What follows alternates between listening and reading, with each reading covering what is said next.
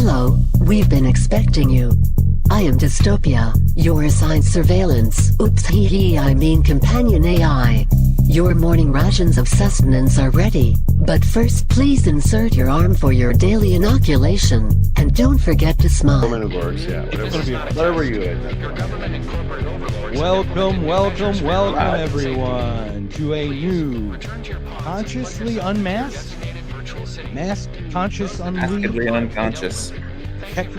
We're still unconscious from last night. So, welcome. We have Jason down here. We have me over here, and then we have this gentleman. This is our guest, Roman Garcia. Everyone, Thanks for having me. Roman Garcia of the Roaming Bandits. Welcome, Roman.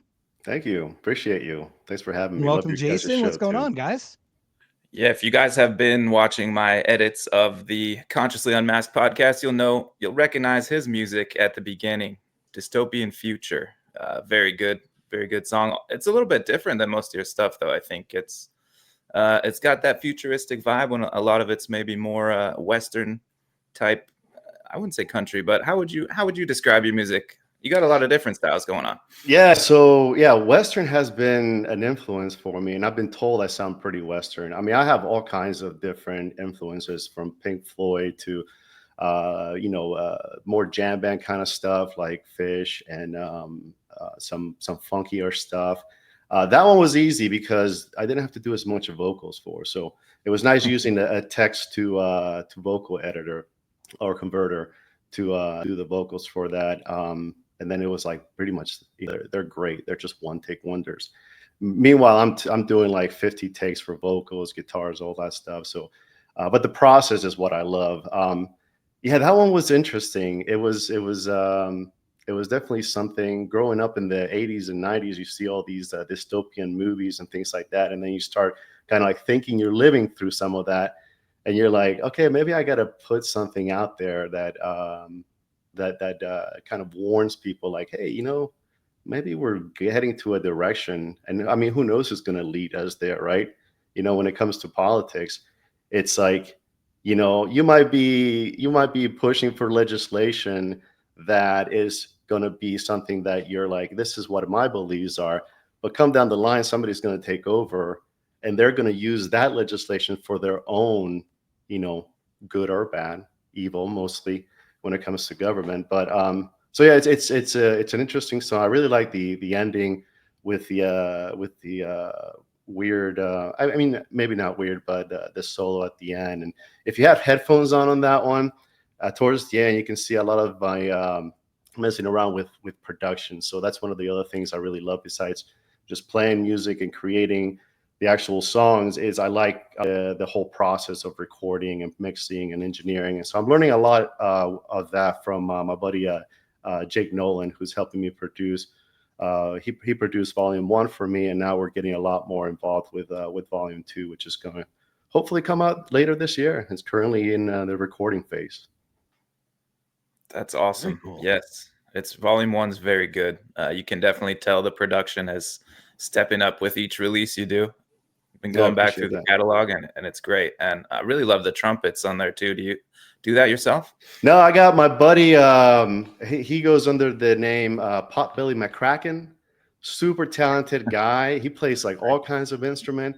So he helped me in Volume 1. We met on X or Twitter, whatever you want to call it. He reached out to me. He's like, hey, I see you're doing bass on a MIDI. You want me to throw down some bass for you? And then next thing you know, he's playing piano on Night at the Saloon, which is a fun song. And you probably recognize a lot of those people mentioned in that song, Jason. But he throws trumpet down, and that gives it really the Western flavor, which I kind of fell into. And some of my buddies were like, your music is kind of Western, but it's not. And I'm like, yeah, maybe I can go that route. I can go like CCR, kind of like that stuff, and maybe I'll give it a little bit of a Spanish flair as well, which I've started to do. I've started to write more songs in Spanish as well. Mm-hmm. So are you incorporating like nylon strings going forward then, you think, with like a little bit of the mariachi type piece? Yeah. So I was talking to my buddy Jake about that, my producer, just yesterday. I play classical. Yeah, I play classical It's one of those guitar. things. Jason understands when I say that stuff, but anyway. I play classical guitar. I don't play your standard cool. acoustic metal strings. I always have. I like the fatter neck on it.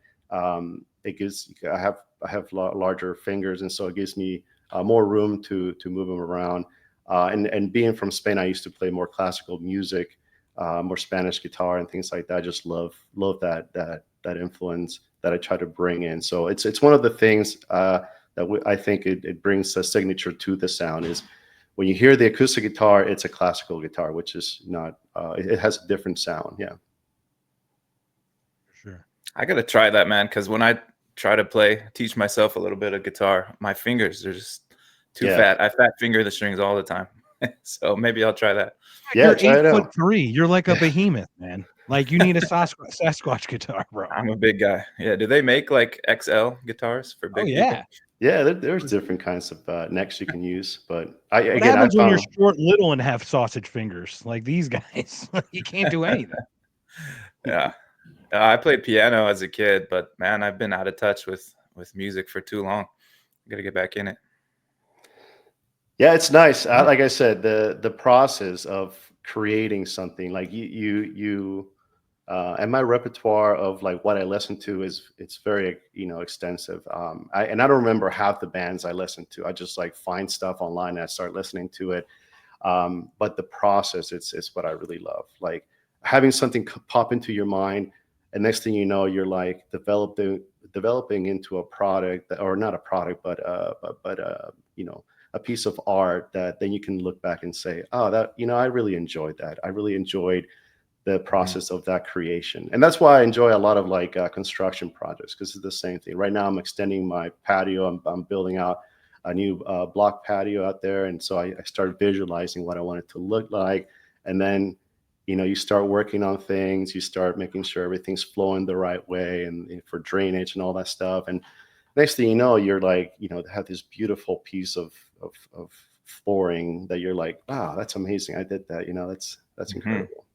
So yeah, that feels so good when you see it done. Exactly. There's something about doing it yourself. Like I'm my dad was super handy, like tool and die maker, all this stuff. I could totally do it. I could figure it out if I needed to, but I'm a lazy prick. But my last place, I remember taking up the tile flooring myself, like with I actually rented a jackhammer and everything. And the pain and pleasure that are both come out of that. Like I couldn't move for a week, but damn, I felt good that I got my hands dirty and just really did something for one, and you could see the results like actually become something. Yeah. You have to go through the pain to really enjoy it, right? And that's the same thing about life. A lot of people just want to take it the easy route, but there's something to be said about working hard and being able to look back and say, wow, I've actually accomplished something. And I think that goes along with that song, that song, Dystopian Future, is, a lot of people get accustomed to just having everything, one same day delivery, dependence on just things that are easy. Convenience breeds convenience, breeds dependency, and it all goes back to the government, right? Then you start releasing responsibility to the corporations, to the government. Next thing you know, you don't know how to do anything. Humanity becomes this, idiocracy, stuff like that. So maybe we're heading that way. Idiocracy. We might be already there. What a great reference every time. I mean, we literally have like wrestlers literally do like adjacent, right? We're like wrestlers are Trump adjacent. We had Hulk Hogan in that, right? Literally ripping off his shirt. Let me tell you something, brother. America's the greatest, brother. It's like, yeah, okay, cool. If you don't see that this is all a show and start thinking, okay, yeah, no. So I have a bigger question, Roman. The greatest question is, you are a musician. How did one become?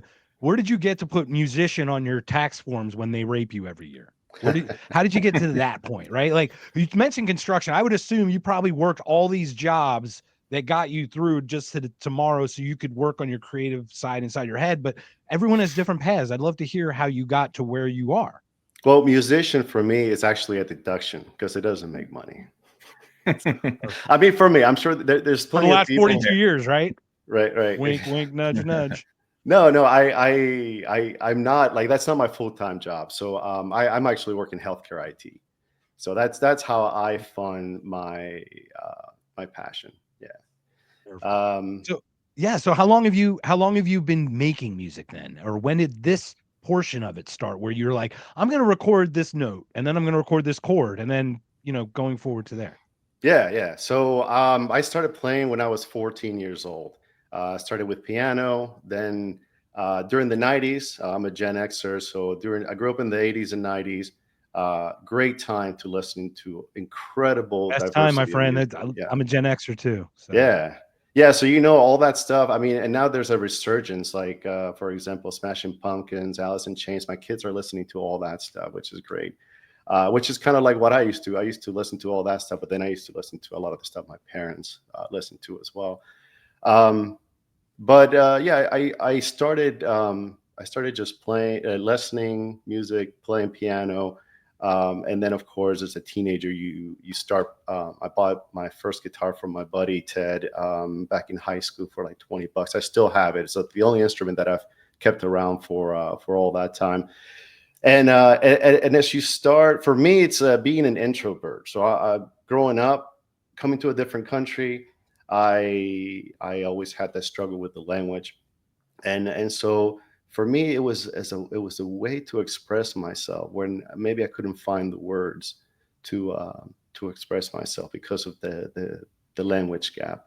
But in Europe, growing up, we listened to a lot of music in the 80s and sang along to them and really just enjoyed it. And I think I discovered my parents' vinyl collection and started playing a lot of the old records and things like that. And just again, I ended up loving music. I don't think anybody else in my family has like a musical like bone in their body. So we have a lot of great artists, painters, actors, drawing, all that stuff, engineers, which is also an art in itself, builders, construction kind of stuff.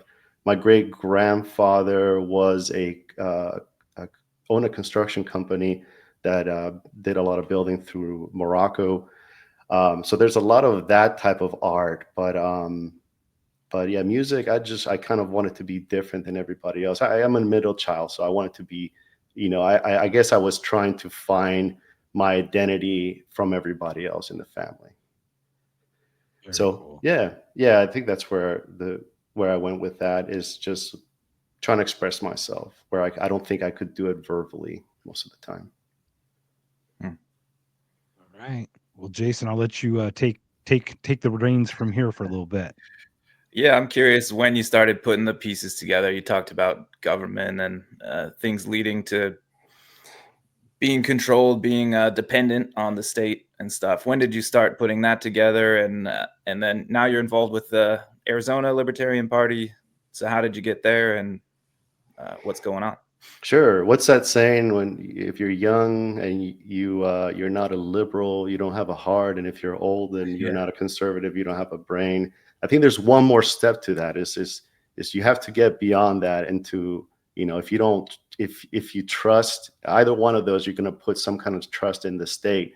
If you got to get beyond that, and you got to say, okay, now I know that I don't trust either one of those things. I don't trust the government, and I don't trust corporations, and I don't trust anybody to to live my life for me. And that's when you start thinking more of a, libertarianism and the things that come with that, individual freedom and volunteerism and things like that.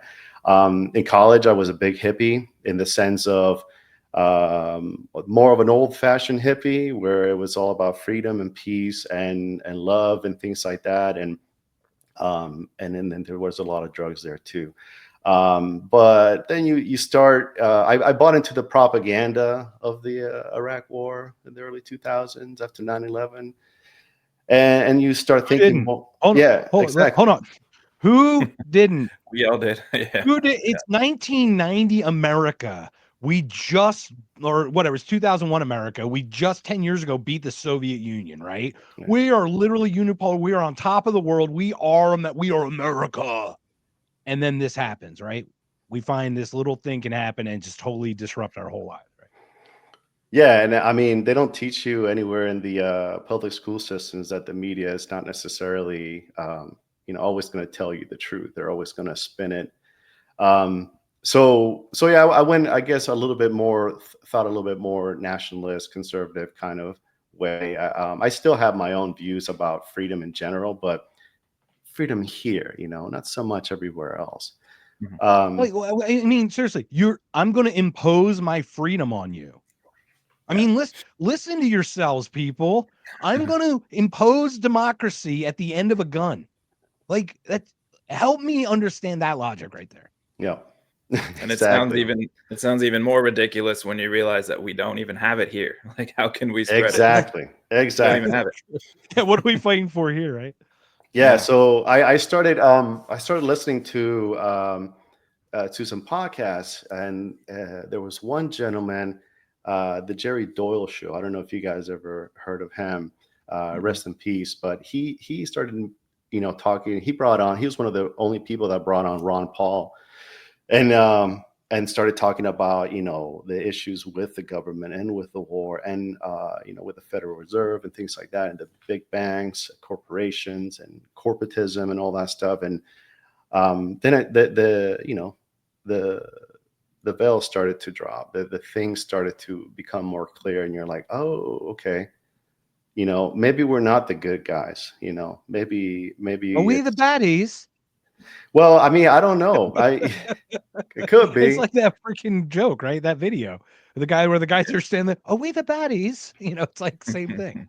Well, I mean, the problem is nobody's right if everybody's wrong, right? That the song goes. Yeah, I would say nobody's really right. We're all messed up in our own ways. Each country, each government has its own flaws. Nobody's like perfectly good. Nobody's perfectly bad. We can even go to that. Is every family, every household has its own individual challenges that are wholeheartedly different from your neighbor, even as correlatedly. Generally, we need food, shelter, clothing, all that stuff. There are certain challenges that some people have that others just don't, right? And that's just the way life is. Yeah. So everyone's different. How there could be a blanket understanding for all just doesn't make sense. Like it would work that way. Right. Exactly. Yeah. So I mean, jump. Short story long. I became a U.S. citizen in 2018, and decided to register to vote. And I just registered as a libertarian. By then, I had already listened to a lot more about libertarianism. I had. Did you vote in 18? No, I became a citizen in December of 18. Yeah. Okay. I'm only asking because I think that was the Cinema McSally election, and that's the one that made my stomach turn with the ads that came out. They were just disgusting. Oh, it right. literally turned my stomach, where I was like, you know what? Neither of these two people deserve anything. Yeah. It's like literally the first time I had my break in that moment. Yeah, I think that was that year, the midterms of 18. Isn't that all political ads though? They're all freaking lies. Yeah, anyway. I like that show, Parks and Rec. They do a lot of fun stuff with making fun of political ads, and at some of those seasons there, that was interesting. The most popular guy's a libertarian. Exactly. Ron Swanson is like the greatest libertarian that's ever met. I'm in the government to destroy government. It's like Linda McMahon taking over Ed to destroy it, right? That's right. It's like, well, it's true. It's like libertarian. A lot of the libertarians that I met along the way within the Arizona Libertarian Party and the LNC is, we want to get people elected so that we can, change things from within, right? Well, I don't know. Yeah, how do you feel about that? Because, man, after the last couple of cycles, 2022 for the LP was great. Man, taking over, doing the Mises Caucus thing, getting the people in the party, and then it just kind of fell apart with Dave Smith dropping out. It feels like that Mises Caucus energy is gone. The Libertarian Party is kind of, I don't know what you would call it, a little bit of a dumpster fire at the moment, in my opinion. But where do you fall on that? What do you think's going on, and is it possible to make good change that way through the political route? What I've experienced is there's a lot of wonderful, great, hardworking people within the Libertarian parties, county level, state level, even at the LNC level. Very hardworking, but very few, and so they get burned out quite really quick. I know that's what happened to me when I was. So I'm no longer. I don't have any positions in the Libertarian Party at the state. I'm a precinct committeeman here in Arizona, which we have those. But that's pretty much it. Yeah, you have a lot of hardworking people, and they get burned down, and there's very few of them, unfortunately. There's a lot of people who like to come in at last minute and say that, I have this idea, you guys should do this, and it's like, no, come with us and do it, get involved. And so it's a lot of just drive-by ideas, but the people that are keeping it together are wonderful people, and they have been doing it for 50 years, some of them. Here in Pima County, we have somebody who's now the state Arizona State Secretary, the Libertarian AZLP treasurer. Sorry, not secretary. He's the treasurer. He's been around. He's been keeping things together, trying to recruit people and stuff like that. And the point is that you're right. There's like this huge resurgence, right? Ron Paul Revolution 2.0. And then once you win, everybody kind of scatters, and there's nothing really you go into that, just back into your comfort level. And so there's nothing to fight for. It's like, here, we put the people in place. Now go and do what we put you in place to do. It's like, no, you need that support, the volunteers, to be able to kind of push it forward. So if you don't have the infrastructure, so like, for example, if you get a libertarian elected into a high office, if you don't have that infrastructure of people, like-minded people, it could probably like if you go to the president, you need to have all those people that support the president, or else they're going to just basically tell him to go a different way on things, And so you need individuals to stay involved, and you don't have that. I've seen that too much in this movement, where people come in and then they disperse, So that's the problem. It's the longevity of it. It's Just kind call of, me out, man. it reminds me a little bit. I'm guilty. It reminds me a little bit about Trump. Trump's first term was a little scattery in that way. Like, he didn't really kind of have an idea what's going on, but it sounds like he came into this one a little more organized. And if you notice, the first month or two have just been just a whirlwind of craziness, right? But in a very systematic, organized, methodical, legitimate, focused way. Yeah, exactly. That's a good example of libertarians need to take note of that. If you're ever at that level, you need to have that infrastructure. You need to have somebody to appoint to all these things, even if the purpose is to dismantle it. However you want to go about doing it, whether you're a minarchist or an anarchist, or if you want to keep some of that in place, you need to have that. So the thing that I've been doing in the background, again, I'm not somebody who puts my public, I don't put my involvement in any party out in the public as much. But one of the things that we're trying to do in the background is do more local things, because that's what matters, right? It's the local, your city councils and things like that. So we did, and we had in Pima, we had really good, for a while, we had some people running and things like that. So we had Pima, I think, is probably the one that has a lot more involvement, because of the people that are currently in those positions, which are now raised up to the AZLP level. So we'll see how the state level things go here in the next couple of years. But yeah, more local involvement. And of course, I'm a hypocrite too, Jason, because I did it for a while, and I need to take a step back, because it takes up a lot of your time.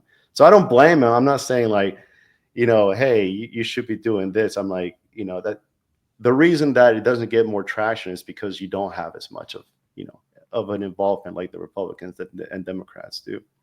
And it's not easy. Is that we let any of it get to the state in the first place? Let's be honest. The second we offloaded family watching and, you know, whatever, second we offloaded like the community stuff to the state, we kind of started giving up. Yeah, Like exactly. unwinding that is really hard. How do you expect people to get involved in some kind of movement with the process that society has been to delegate responsibility to corporations and the government? So they're not going to take time out. I mean, especially because, you know, there's not a lot of time in the day. But. Yeah, for sure. Shout out to all those guys in the AZLP, like Mac, Nikki, Kathy, Dave, all those guys, and you for doing the hard work. I just kind of showed up. I'm like, I like what you're doing. I'll be a body here for you. But yeah, man, it's a lot of work to try to make changes politically. Yeah, you think you're going in there. I was a great Neocon when I started. So when I left and then went to LP for a second and then saw the shenanigans at LP National, I went, oh, that was easy. I can step away from that. I saw that before. I saw that shit before. I can get away from that. Like once you see the pattern, you just start going, okay, I know where I'm at. Like it's hard to reattach once. First of all, you had to have your heart broken by the side that you were just vehemently ready to die for, right? First that happens, and then you see this other thing, and then you see like, oh, maybe there's another alternative, and you're like, oh wait, they're kind of not dissimilar because they have humans in them. Because humans are flawed. That's just what we are. We don't, and that's the point. Is don't give us the power because we'll misuse it.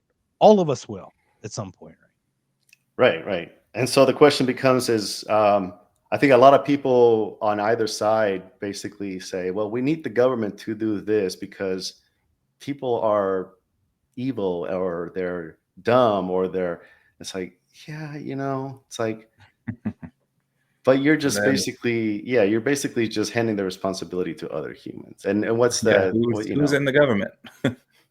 Not perfect people. Like I look at the Kennedy run, and that was the thing is people are like, oh my God, Robert Kennedy, he wants to do good. He's like, you don't understand what Robert Kennedy would do as president.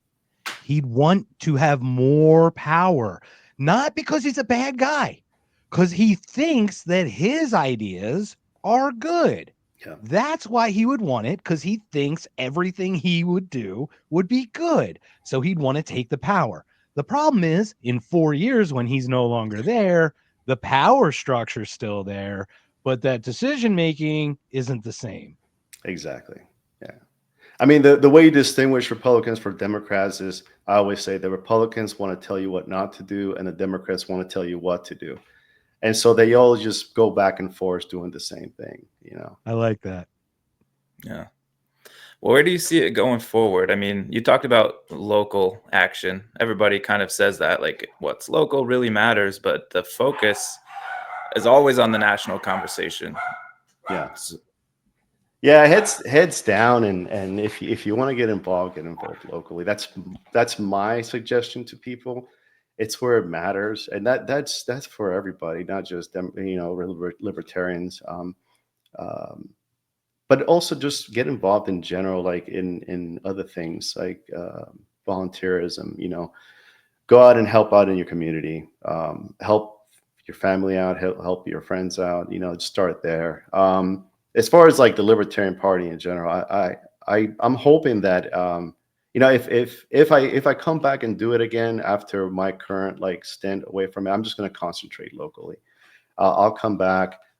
Who knows? Maybe I'll build a big war chest and fund like a real good local candidate or something like that. You know, maybe if somebody like somebody that maybe we know, Jason, would want to run, or you know, there's some good people that had talked about, you know, governorships and things like that. I'm not going to call them out here, but there's some people that we could, like, you know, if we save enough money and so I don't live in Tucson, but we got involved in the Tucson election with my county party. So I can't vote in the city of Tucson, but the last election, so it's even years, the last mayoral election and city council, the turnout was 15% of the population that voted in there. So 1-5.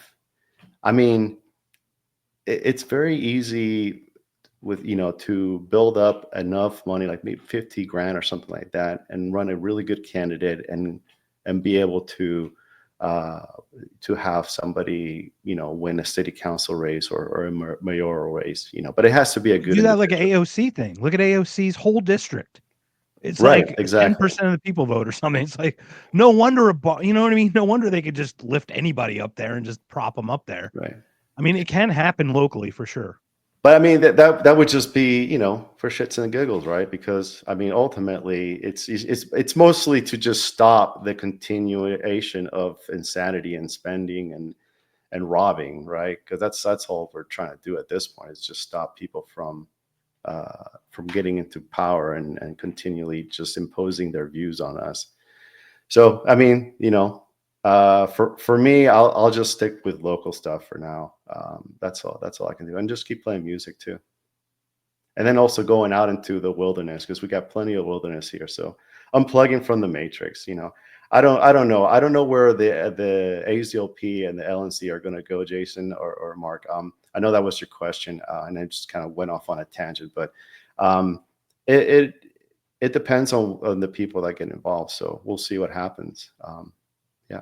Good luck to all of them. You could have called our show tangents. Don't worry about it. We literally go A to J to B to Q to F to wherever. So well, if it gets bad enough, I know there's a spot about 26-mile hike that I can get to and try to live out the rest of my, a marathon away.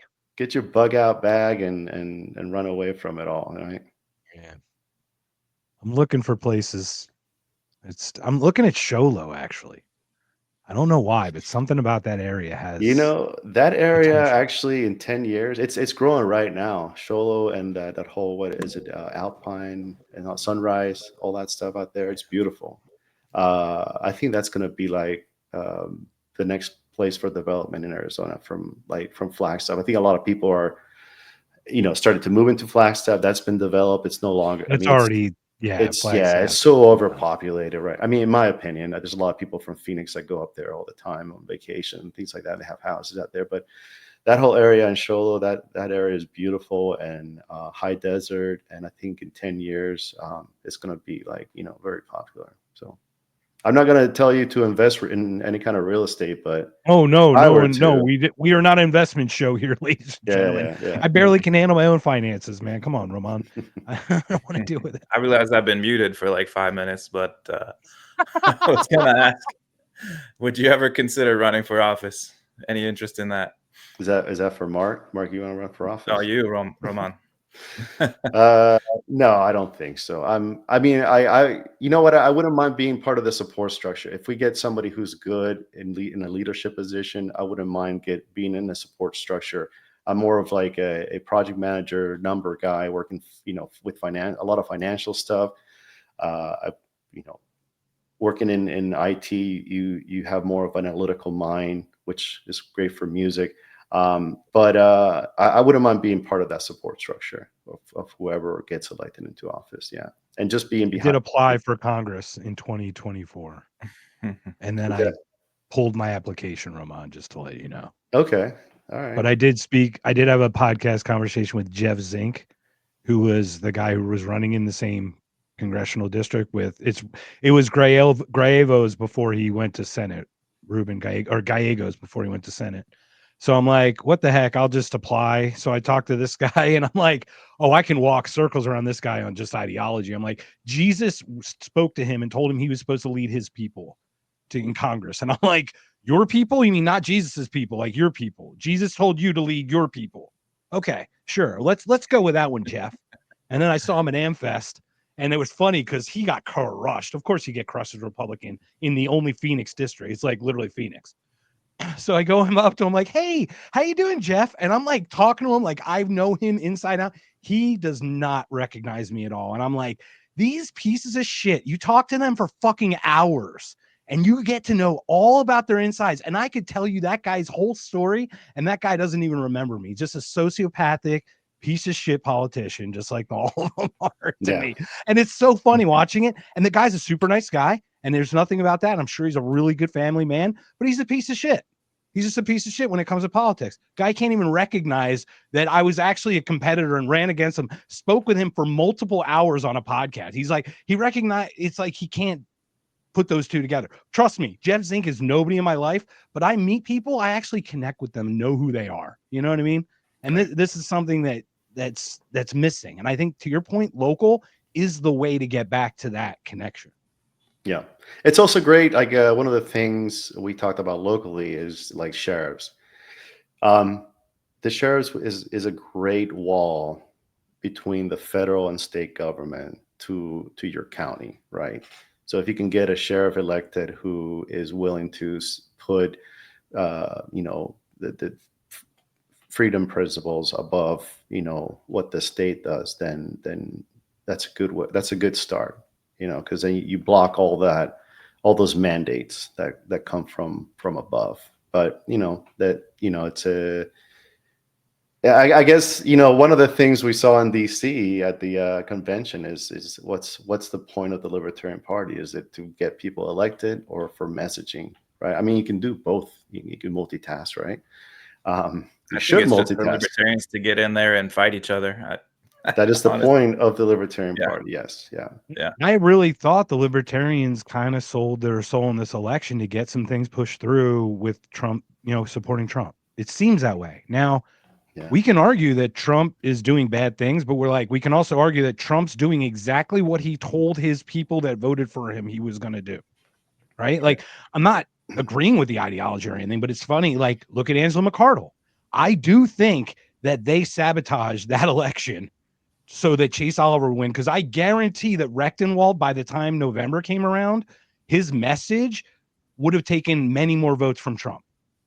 That's just my opinion. And Chase Oliver was literally taking trans open border people from Biden. Like, literally, that's the only, that was his constituency. Great. Yeah, there was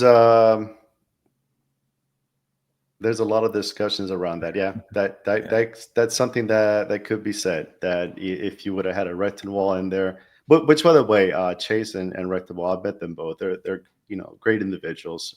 Fun to They are talk very to. nice people. Yes. Yes. Yeah. I met them both very as well. smart. And they're good people. Yes. Way smarter than I am.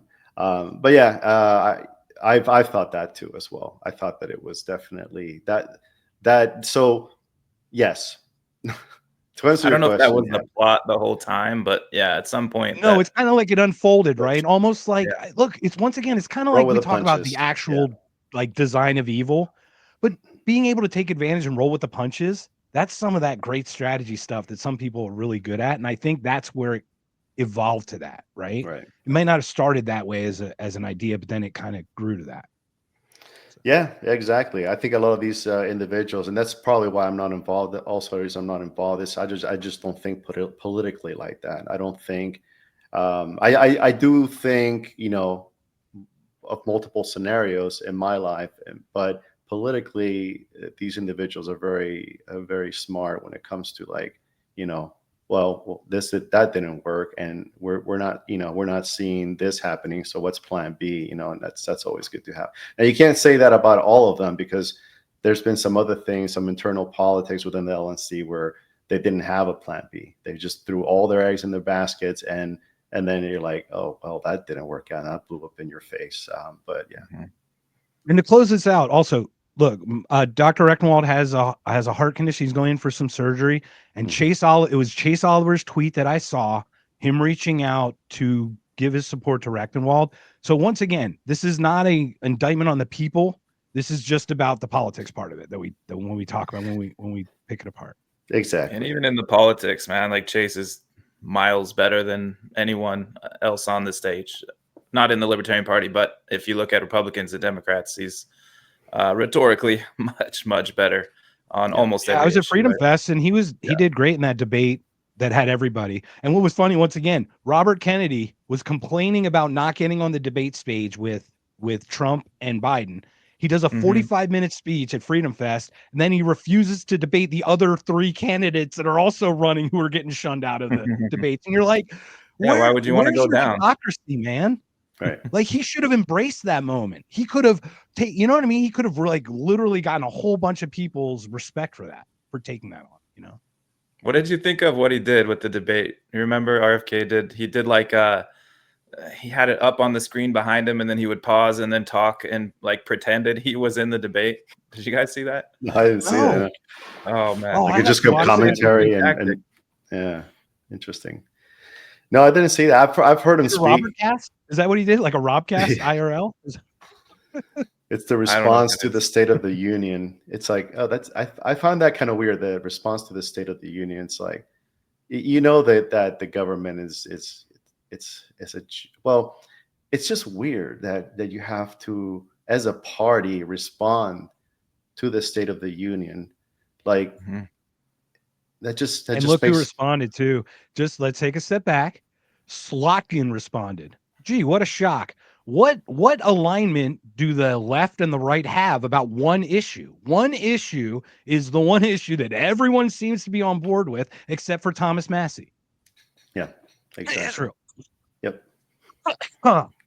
Sorry, I had to Exactly. clear my throat. Yeah, on that topic, responding to the State of the Union is like we don't even agree on what the state of reality is. Like, Right. Exactly. That's So a big so problem. basically, one of them is the state of the party that's in power, and then the other one is the state of the party that's not in power. You know, it's like, okay. There was a lot of fun stuff in there. People getting unruly. I feel like the Democrats really embarrassed themselves in that. This Okay, last one. may I share a story that I had watching the debate? I watched the whole thing. I listened to the whole thing, and I was doing work too. I'm sorry. But there was that kid DJ. Okay. I wasn't watching it at the time. I was just hearing Trump talk. And he starts talking about this kid DJ. And he's like, he's 13, wants to be in the Secret Service. I go, oh, there's another young prick who's already captured by the system. Okay. Like literally the first place I go, right? Like I gotta admit, once the stuff cracks, like everything you see is just it's Matrix, right? Blonde, redhead, brunette, like you see the Pretty code, sure right? DJ is a Russian asset. Right, exactly. So then they continue, and then they talk about the brain cancer. And I'm sorry, humans, I shifted. I started crying. Okay, because I have a fucking heart. Because like, let a 13-year-old who's got a brain fucking tumor want to live a fucking dream, people. You know what I mean? But like, no, half of that group couldn't even see that. Yet I'm anti-state. But like, I knew we want to be Secret Service. But the second like we found out his circumstance, the context in which he was there, it changed. There's where the humanity comes in. So why do we have to take a label and then put everything in that label in that bucket and be everything in there? Why can't we just take each piece out and look at each piece individually? Yeah.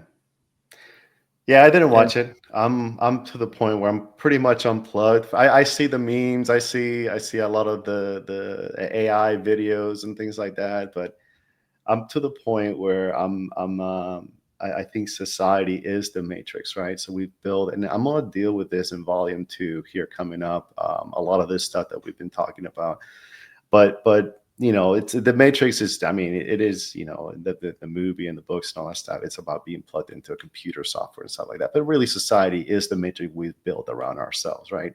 So all this political stuff and all these things, it's just it is Definitely Plato's cave. I mean, exactly. It's Plato's cave. It is it's theater for sure, Exactly. right? Yeah. So what we'll have to do, because Jason and I did like a Matrix episode. We'll have to kind of, once you do part 2, once you're finished, we'll have to have you come on and talk about the Matrix. Oh, that'd be We can great. talk Yeah. about some now. What level of conspiracy, simulation conspiracy theorist are you? Where do you fall on that? I mean, like I said, I think society is the matrix that we've built around the cave, the matrix we've built around ourselves. And really, like, if you step away, so I do a lot of hiking. I go out and, you know, hike out for days. I live behind a canyon here, and I go hiking every weekend or almost every weekend. And then I look back and I see the view of the city and the town and all that stuff. And I'm like, okay, well, maybe it's time to head back into the matrix and walk back in. And the album, A Collection of Meanings, deals a lot with that, especially the title song, just walking away from society and basically just, you know, and it might be that, you know, for me, at one point it was more of, and I think I still am, just trying to minimize the impact of government and corporations on my life, to the point where that if I had to, I'm not relying on any of that stuff. So if shit hits the fan And I know, like Jason and I were joking about, well, what we're going to talk about, like, probably World War III by the time, we start talking, like, with the podcast hit. Unfortunately, no, we're not talking about World War III, so that's good. But, if shit hits the fan and society breaks down, are you able to, as a human, continue going? And I know that's extreme. It's fun to think about, because ultimately, maybe not today, maybe not tomorrow, maybe not past generations, but future generations might be, thinking about that kind of, or dealing with that kind of stuff. Hopefully not us. Hopefully our great grandchildren. Well, hopefully not. I'm not going to push that on them. Maybe we can stop some of that today. But I'm at a point where it's like I'm ready to say, like, I'm just going to, try to do as much on my own as possible. And so I've been working. It's kind of, you mentioned the nature thing is like unplugging, right? Like, you best learn to unplug before it's unplugged for you. Yeah. Mm-hmm. And maybe if Right? more Like, people did that, Yeah. then maybe we wouldn't have so many issues, with each other. Yeah. That's like localization to the extreme, right? Taking it down to yourself. Am I able to survive and live on my own? And I think about that a lot. And I feel like I would be screwed if something really hit the fan. And, what if we don't have power? What if I can't go to the I can grocery feed a store and couple get food? people. I know that. I know I What can am I feed a doing? couple people with my body, so I'm Yeah. good. Yeah, you can. I'll be the first one to fall in the zombie apocalypse. Yeah, it feels like that, right? I mean, it could be like that. There won't be like, zombies, the undead. It'll be like maybe downtown LA, where you have all those homeless people that just, are camp out everywhere and stuff like that. It's pretty sad. I don't know if anybody has been to the big city, San Diego. I lived in San Diego for a while. I was living out there and playing with a band and stuff. And I went back a few years ago, and it was like, holy cow, the homeless there, like, are just near Petco Park and stuff like that, which back then they weren't that far out. But it's pretty bad. I mean, yeah, I haven't been there for like 6-7 years pre-COVID, but I hear it's gotten worse. It was bad then. Like, yeah, the homeless situation there was really sad. And I get why people are like, oh, we have to do something. And here's the government with all this money. Let's take it. You guys take care of it. But then it never gets taken care of. So what's going on?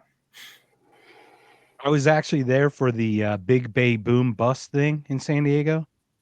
You guys remember that fireworks display where they all went off all at the same time? no, No. I hadn't heard of that. So, That sounds awesome, though. Yeah, it's got its own Wikipedia page, actually. It's called the Big Bay Bust. And it was called the Big Bay Boom. And they had like radio stations and 4 barges of fireworks. And they were going to set off all the fireworks to the music on the radio station. So my girlfriend at the time, we got this seat at Sally's on the waterfront, right in front. Like, there's like a pier, and then behind that was one of the barges. So we're like, we got the front row seat, right? Nice. 5 minutes before, all of a sudden, everything starts going off. And I'm like, I start putting my head in my hand. She's like, oh my God, this is amazing. I go, no, something happened. All 4 barges went off all simultaneously and just all exploded all at the same time. It was amazing. Oops. They spent like $2.5 million, and it was some glitch in the code. When they turned it on, the software, it set off all the fireworks. Well, it's one decimal point, and then Yep. Yeah, they needed you there, Roman. They needed you to get in the IT there and fix it. I would have done that. I would have just done all at once. That's the way to do it. Yeah, so people were like literally spent thousands of dollars to be on the rooftops of all the hotels there. And they're all videotaping it. And you can just go on YouTube right now, just type in Big Bay Bust or whatever. You'll see 3 of the barges all at the same time, just like look like they just explode. Nice. Kind of interesting. Wow. That might be more exciting, honestly. Yeah. It was fun. Oh, it's totally cool. 30-minute fireworks show. It's just a finale. That's all it is. Yeah. What organized fireworks? Oh, no, thank you. Let's let them all on fire. Give me an explosion. Yes. Carnage. Yeah. If I were to take the Roman Bandits and do a live show, I would definitely do pyrotechnics. Probably not to that extreme, but I would love to have some of that. And I'd probably have to do like an outdoor show. You don't want anything happening indoors, but laser shows and stuff. Lots of crazy like light show. Smoke lasers and yeah, that'd be awesome. That'd be cool. Well, once again, everyone, welcome to another Consciously Unmasked. We got about 30 people online live. We've got Roman Garcia of the Roaming Bandits. He joined us today. Say hello, Roman. So let's go talk about some other stuff. There's some good topics we're having. Roman's part of libertarian ideology, I guess, or thought philosophy and things like that. I don't know if he's big L, little L. It doesn't really matter. We're just all kind of talking, and we're talking about music. So welcome, and thank you for joining us. We're all taking L's either way. That's right. Anyway. Yeah, so I thought we could talk about, everyone's been talking about it this week. We're a few days late. We were supposed to do this on Thursday, but Mark would rather talk to Scott Horton than to me. But you made the right choice. How dare buddy. you? Yeah, that was a good conversation for sure. I like that. Thank you guys for your grace. Like, it's so hard planning these things, and I literally got it 2 days before, and I'm scrambling. So thank you for having the grace to allow me to do that, or like get me out of that, because I feel off every time I have to reschedule. It is gut wrenching for me. It twists my insides and just sets them on fire. It is the most uncomfortable feeling. So thank you. Yeah, no, you made the right choice for sure. But it was definitely a great conversation, no doubt. Yeah, it was great. You guys hit some of these topics, actually. The Trump-Zelensky meeting, that's where I'm getting to. Zelensky visited the White House, talked with Donald Trump and J.D. Vance. J.D. So Zelensky's there, and I'm only saying his name with one Y, by the way. But as always, the thing itself is not as interesting as the media reaction, right? You can watch something and be like, oh yeah, that wasn't great, I guess. But then you can count on the legacy media to totally blow it out of proportion. So I want to start out with a clip here from our favorite old man who yells at clouds, Morning Joe, just to kind of frame the whole thing, see where they're coming at it. And then we'll look at some of the actual meeting. Number one, sir? Number 0. Number 0? I didn't download a 0. You didn't got a 0? Bro. Hold on. All right, we're gonna have to keep talking. Hold on, let me see if I can find a 0 and download it. In the meantime, you watched this meeting, right? I'm sure you've seen at least clips of it. I have. Oh yeah. Like I said, before the show, Mark and I were talking, but yeah, I've seen the AI versions of it, which are what I assume is reality at this point. And so no, I as somebody who doesn't really consume mainstream media, I didn't watch the actual thing. I just watched the AI pieces. So my favorite ones are when they're playing Uno. That was very interesting. Seems like a game night at my house. And then the one where they're playing guitar together, which I think is probably pretty accurate to what's going on today in the news. So yeah, the AI stuff is crazy. I mean, it's hilarious, but yeah. I saw another one where they're playing cards, like how they mention, hey, Vladimir, you don't have the cards, and then suddenly he's like, I got the cards. He's like juggling cards, and it's all AI, and then JD throws up a deck of cards. It's crazy. But I didn't grab any of those. I did grab one that's going to be a fun one, though. We'll see it. All right. Just give me 1 second, boys. I'm right there. I just got to do it.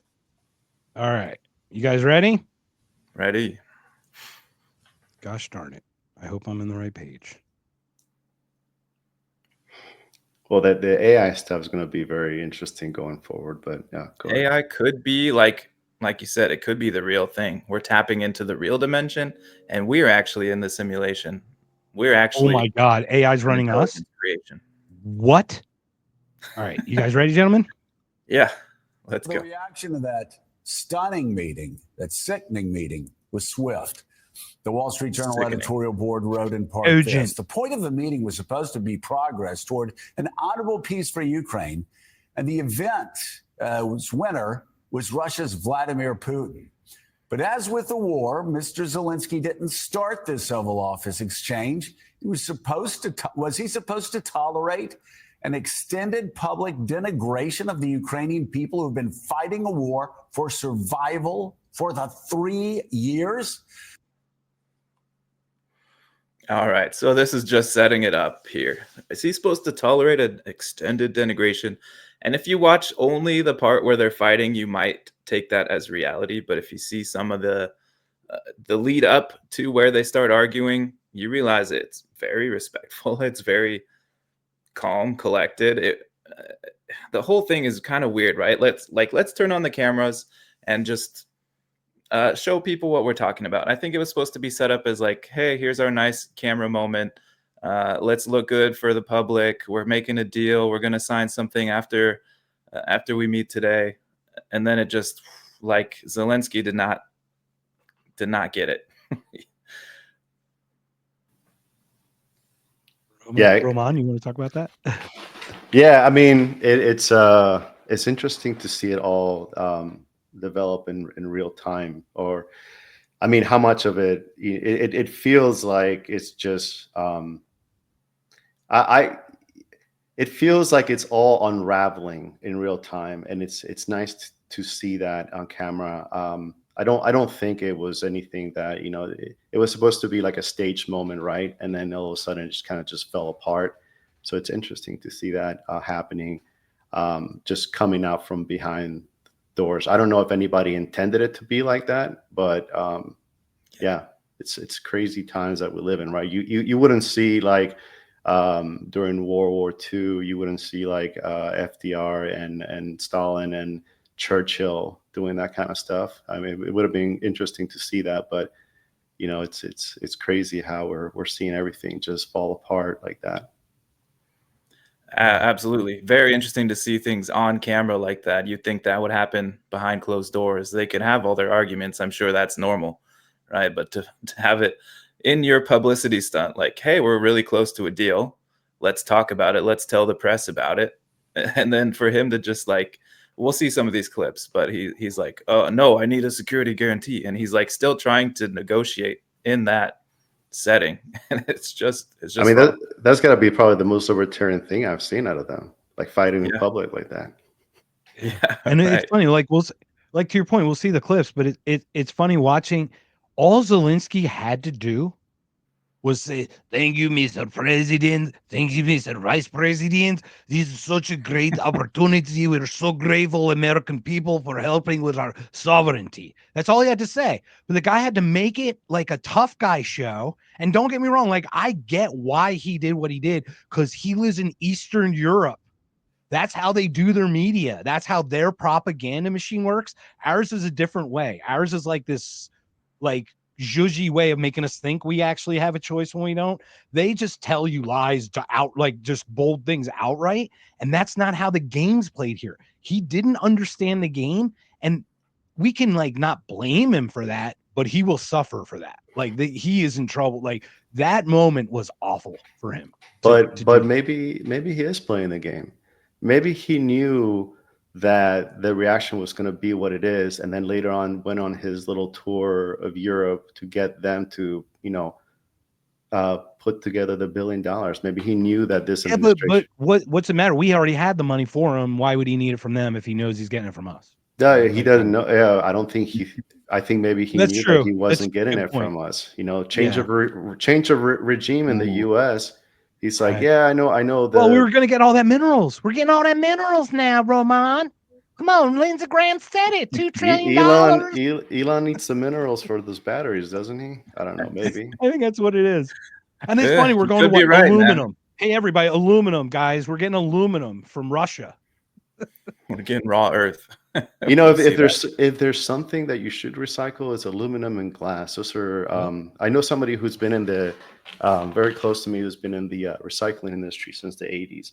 Those are the two things that are actually profitable. Now, maybe not glass anymore because the plastic industry has taken over a lot of that stuff, but aluminum's definitely and copper. Copper as well, but aluminum for sure. I think 80% of aluminum is recycled. Yeah, and like Alcoa cut 20% recent from the U.S. market. And if you look, like, Coca-Cola the reason sodas, I think, have skyrocketed is because of aluminum. Yeah. I think it's literally for the cans because they're so expensive now. Yeah, it's a viable way to replace plastic. I think it's China. And a good way to get Alzheimer's too. Yeah. Once again, it's Thursday, everybody. Welcome to another Consciously Unmasked. Thursday. Ooh, my days are way off. Saturday. You can start pulling up 0.5 if you got that one too. 0.5. Yes. Yeah, I got them all. I got them all after that, sir. But that first one, you got me with 0. I don't know how you got me on 0, but I think that's what screwed me. I didn't want to change all the numbers, so I had to go. Right. But that's me. I can't count to 0. That's on you. So you don't have the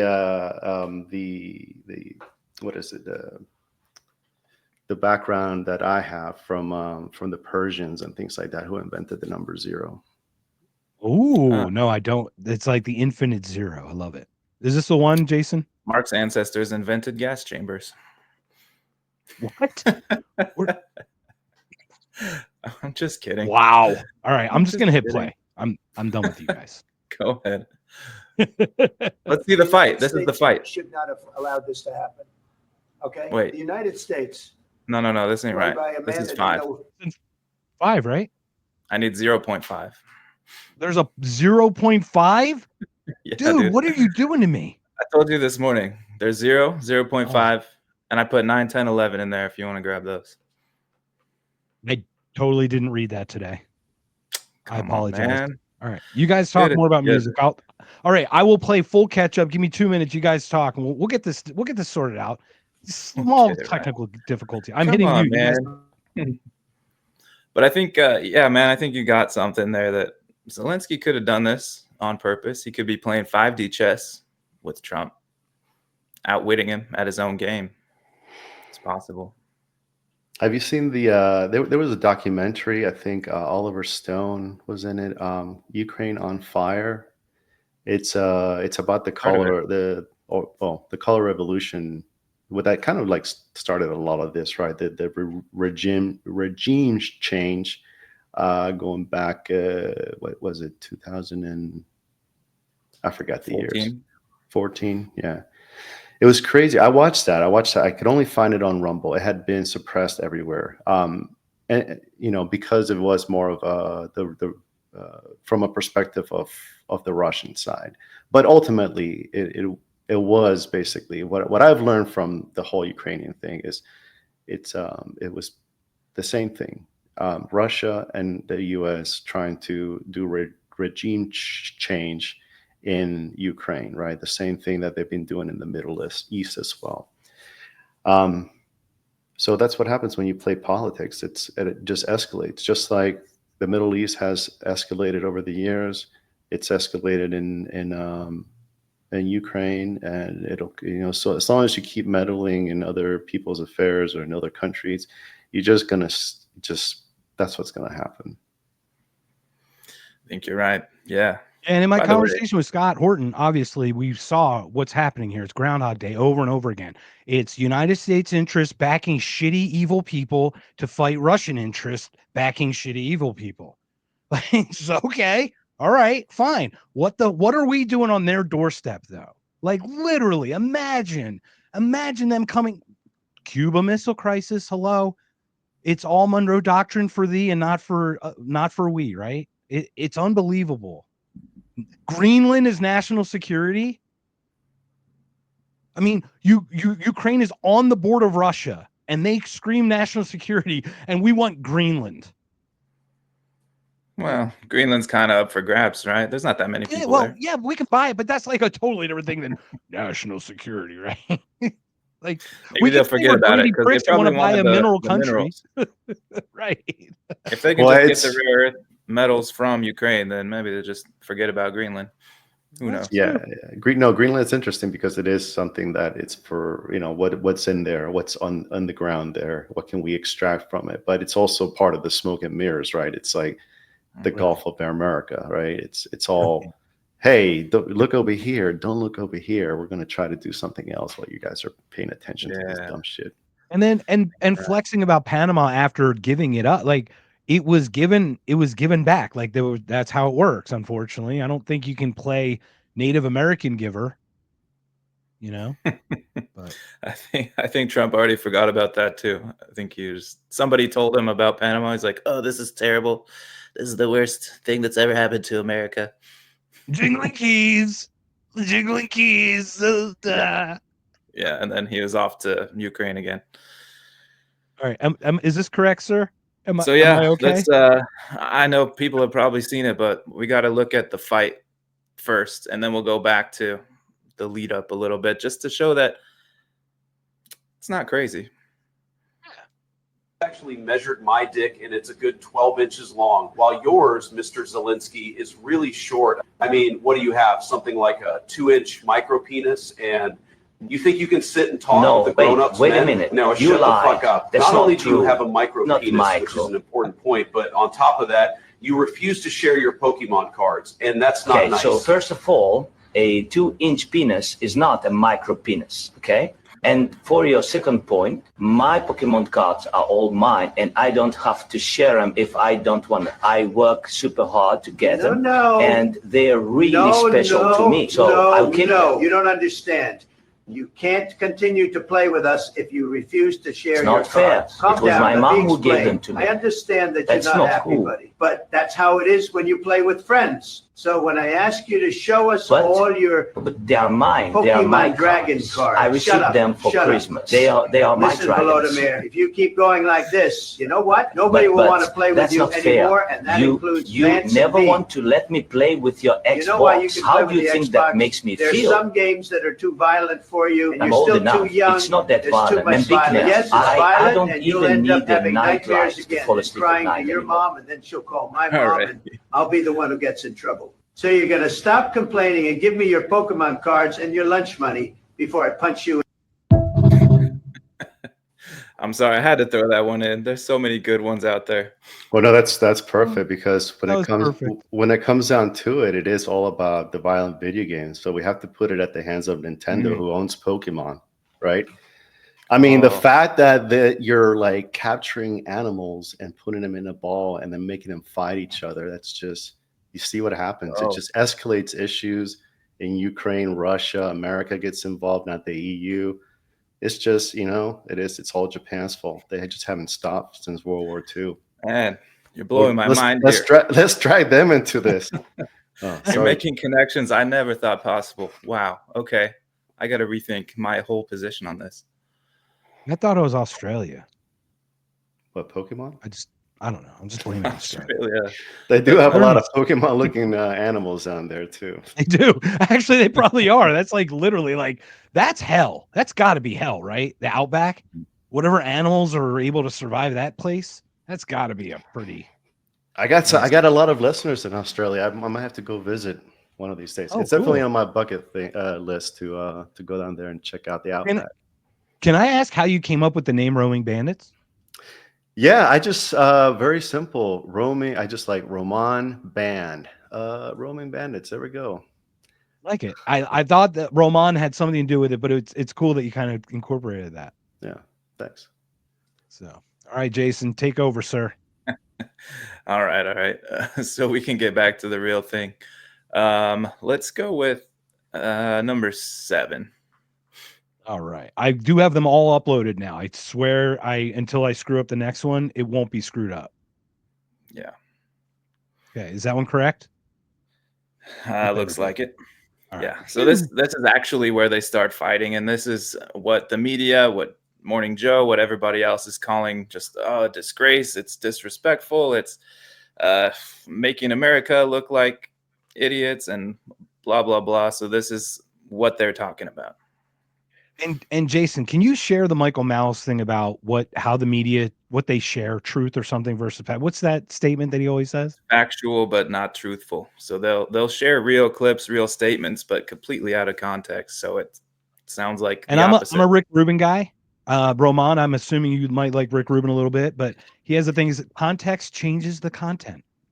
Mm-hmm. And here's one of those. Here's a clip.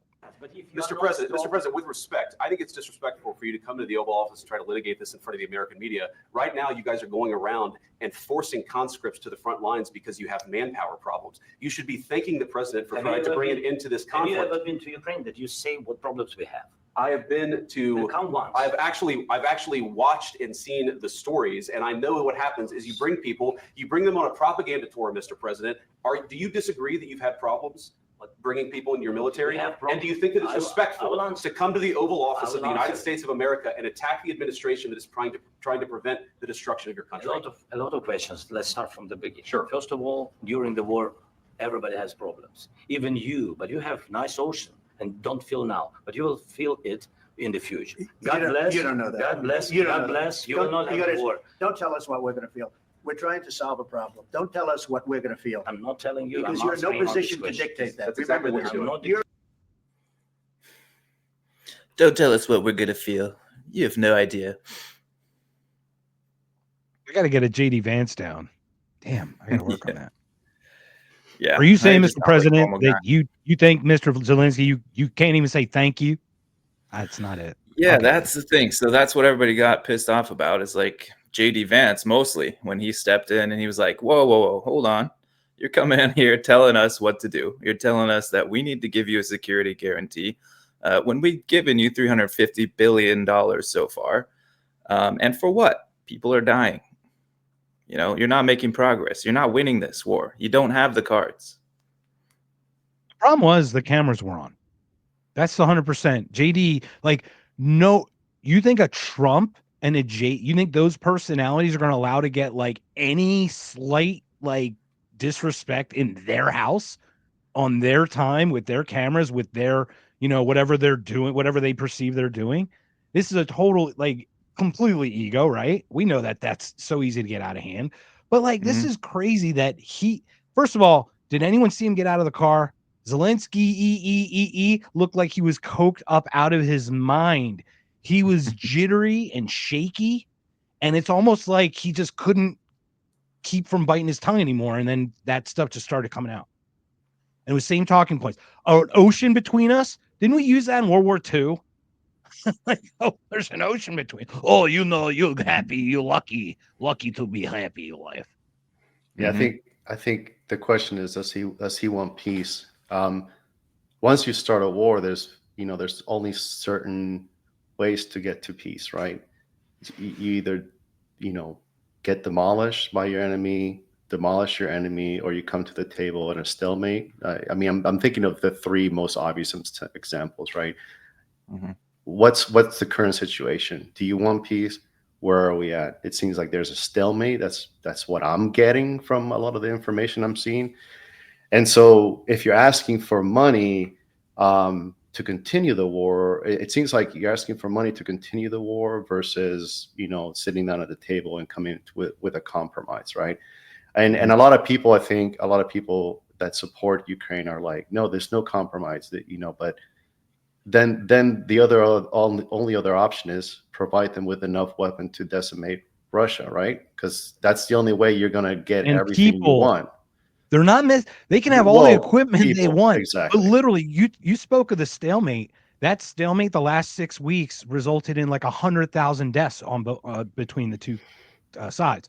That's like this is just carnage beyond carnage. Yeah. I mean, and you're right. It is literally about the peace. He does not want peace because these people are not voting for peace. They have gotten billions and built, and they're walking around with $100,000 cars or whatever they're doing, rich out the gills. All 286 of their parliament members have taken our money and are profiting, sending their children, mentally disabled, throwing them in vans and having them blown up on the front lines for their greed. It didn't start out that way. That's not how this started. Once again, it's kind of like this wasn't the end game, right?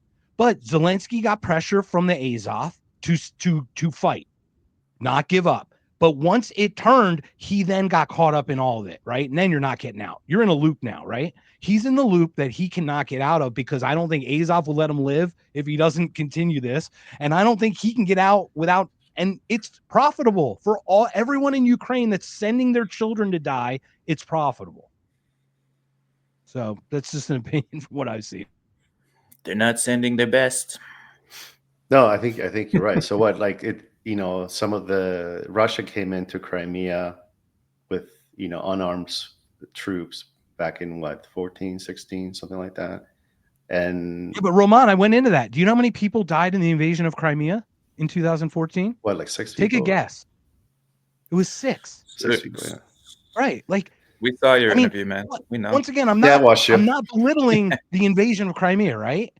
No. Like, I'm just saying, that I think you're right in the sense of wasn't it? Well, I think maybe you did speak about that this week. That's where I'm getting the information from. Okay, so don't believe everything. It was with Scott. It was on Scott's literally. Yeah, okay, that's what it was. Please, yeah, please feel free. Share your thoughts. Yeah. Once again, we're on. So what was it? So you guys were talking about the Crimea coming in, and then from there it was the Azov that started throwing, launching, missiles or bombs or whatever at that area, right? So they're the ones that have the power there. So you're probably right that they're the ones that are like, no, we're not going to allow anything but the destruction of Russia, right?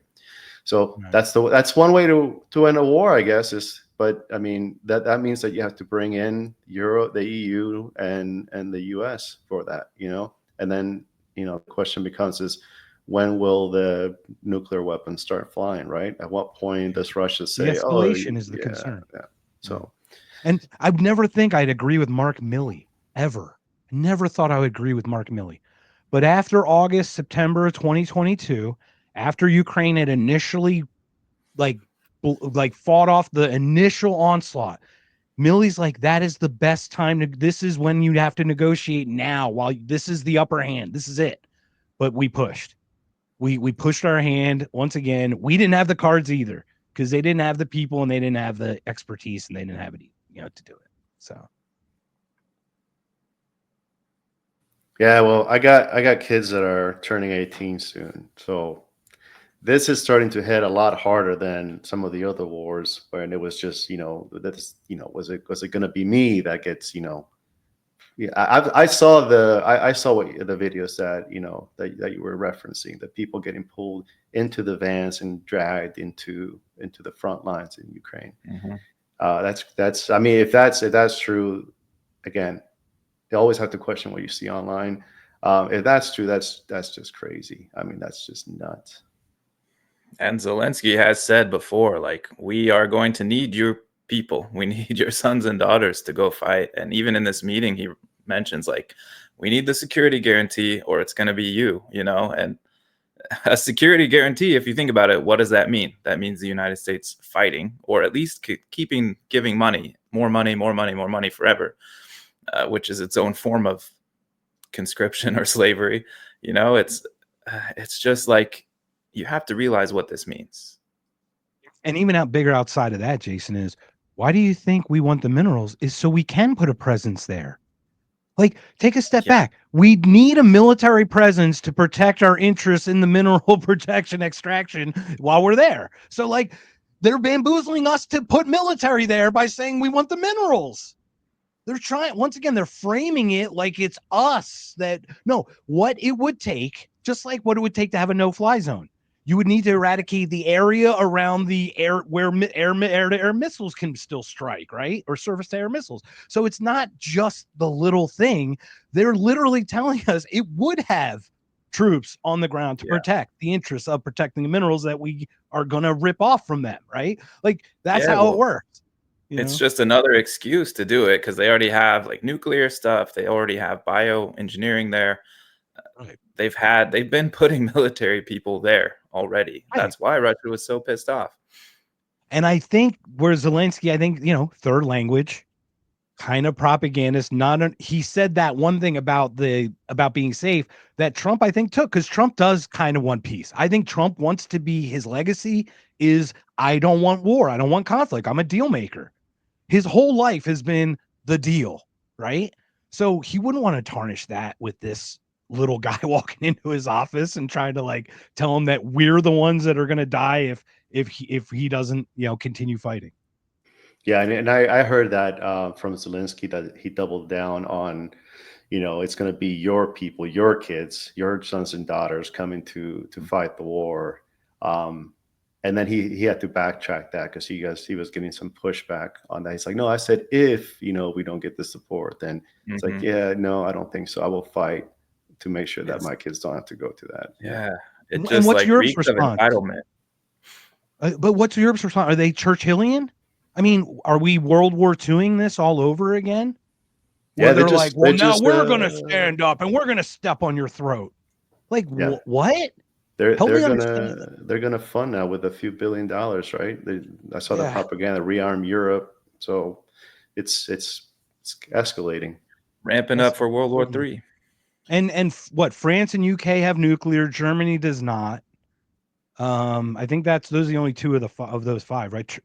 I'm not sure. I'd have to look at it again, but I know Germany does not have nuclear capability. Well, let's go back. So we've seen the fight. We've seen the media frame a little bit. They're saying this is the worst thing to ever happen in American diplomacy, blah, blah, blah. So let's go back and see how it started. Clip 1. If you got that. I've got clip 1, sir. Have I got clip 1? You better have clip 1. That's the one I started playing wrong, incorrectly. Yeah. We have something that is a very fair deal. And we look forward to getting in and digging and working and getting some of the rare earth. But it means we're going to be inside, and it's a big commitment from the United States. And we appreciate working with you very much. And we will continue to do that. We have had some very good discussions with Russia. I spoke with President Putin, and we're going to try and bring this to a close. It's something that you want and that he wants. We have to negotiate a deal, but we've started the confines of a deal, and I think something can happen. The big thing is the number of soldiers, mostly at this point, but soldiers being killed. They're losing thousands of soldiers. So on both sides, we're losing a lot of soldiers, and we want to see it stop, and we want to see the money get put to different kinds of use, like rebuilding. And we're going to be working very hard. Yeah, so nothing too crazy here. He's like, hey, we've got a good deal. We're ready to sign it. We're going to dig, which means we're going to be deep inside. I know I've got a couple inches myself. JD here has a few more. Deep inside. You're not going to believe it. Tremendous. But yeah, is so on both sides. Is on both sides his favorite term? On both sides. He's got to say on both sides. He's always on both sides because the motherfucking guy's a deal maker. He's a deal maker. If you can't see, this guy just wants to like haggle and just bargain all day. That's what he does. That's what he does. If you can't get both sides to the table, you're not going to get anything done. So, right, you have to talk to Putin, even if you do believe he's a monster. Maybe he is. No, it's the same thing with the Middle East, right? It was, we're going to go in there and get the oil, right? You just said the thing, right? So we're going to go in there and get the minerals. And all that oil, right? So yeah, I mean, there's always a cost to it, and yeah, it's unfortunate that government gets involved in all that stuff. But then again, they'll like to make the deals and for the benefit of their cronies, right? So yeah, you see a situation where you're like, okay, well, we'll make peace, but what is it for us, right? It can't just be about like, hey, what about, there's just a lot of bloodshed. It's a stalemate, and perhaps, let's just stop, do a ceasefire and come to the table and figure things out. It's, you have to throw a little bit in there for you, right? Unfortunately, or fortunately, I mean, whoever side you're on, but yeah. Right. Exactly. Yeah. So I'm sure, and definitely saw it already. People in the media, people on the left, especially taking issue with even the fact that he's talking to Putin and not just condemning him as a dictator. He's a dictator, guys. I don't know if you knew this. Putin, I don't know if you're aware. He's a dictator. Yeah. And at least you don't have to agree with his elections, but he holds them. I don't agree. Like, if you ask if I agree with the outcome of 88% approval rating, I'm going to probably say, nah, probably not. But yeah, they're probably faker than ours.